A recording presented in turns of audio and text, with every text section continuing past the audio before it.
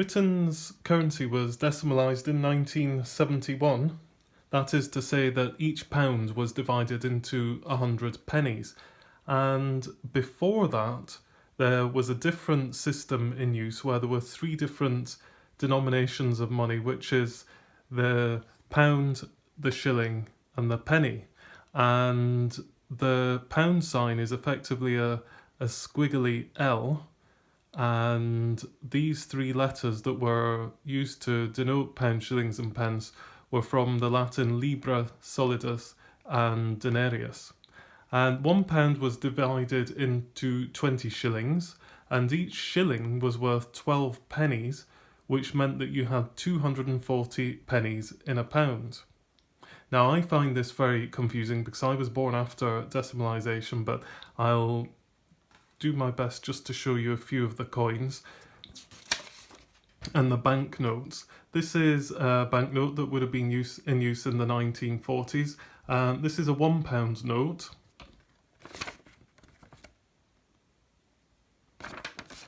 And that was worth 20 shillings. And so half of that was the 10 shilling note.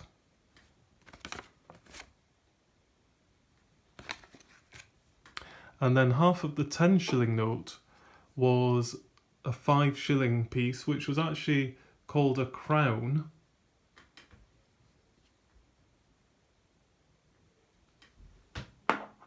And then half of that again would be 2 shillings and 6pence.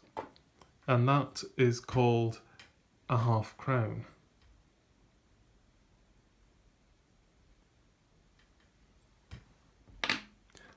The 2 shilling piece was known as a florin.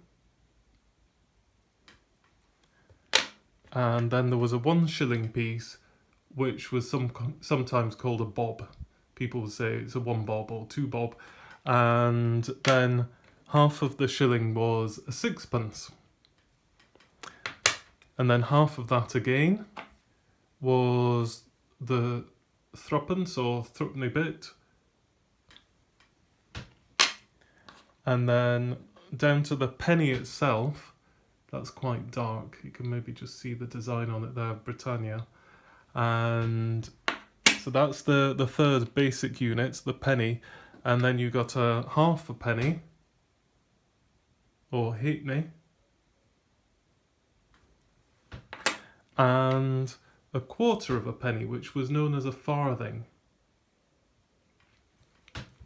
And I've got beside them the modern denominations of coin. Here we've got the £2 coin, £1, 50 pence, 20 pence, 10, 5, 2 and 1. And so you can see that below the pound, nowadays we've got 1, 2, 3, 4, 5, 6 different values of coin.